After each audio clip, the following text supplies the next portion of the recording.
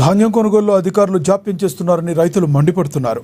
గురువారం నిర్మల్ జిల్లా కలెక్టర్ కార్యాలయంలో వరి ధాన్యం బస్తాతో రైతులు నిరసన తెలిపారు. లక్ష్మణ్ చాందా మండలం బాబు నగర్ గ్రామానికి చెందిన బొట్టు శ్రీనివాస్ అనే రైతు వడ్ల సంచితో కలెక్టర్ ఛాంబర్ ముందు ఆందోళనకు దిగారు. లక్ష్మణ్ చాందా మండలం బాబాపూర్ గ్రామంలో ఏర్పాటు చేసిన వరి ధాన్య కొనుగోలు కేంద్రంలో 15 రోజులైన వడ్లు కొనడం లేదని ఆవేదన వ్యక్తం చేశారు.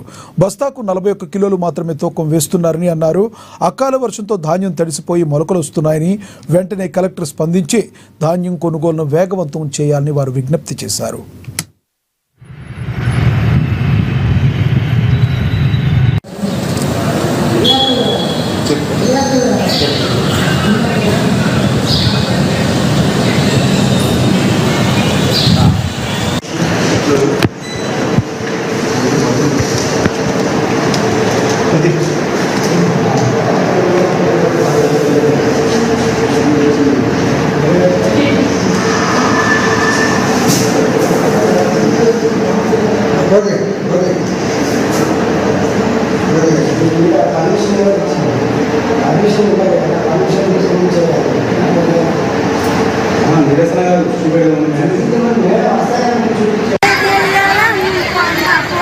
లక్ష్మణ్ చందా, నా పేరు బొట్టు శ్రీనివాస్.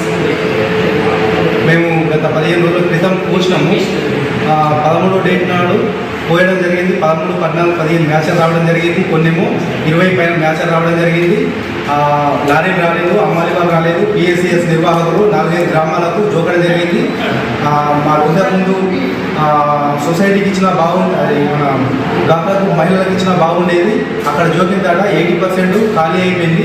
20% మాత్రమే ఉంది. ఇక్కడ మాత్రం 80% ఉన్నది. 20% మాత్రమే జోకడం జరిగింది.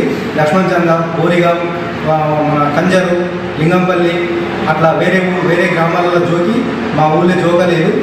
వర్షం 21వ డేట్కు రావడం జరిగింది. అయినా కూడా లారీలు రాలేదు, జోకలేదు. తడిసినాయని చెప్పి కింద పదనొచ్చింది, తడవలేదు పూర్తిగా.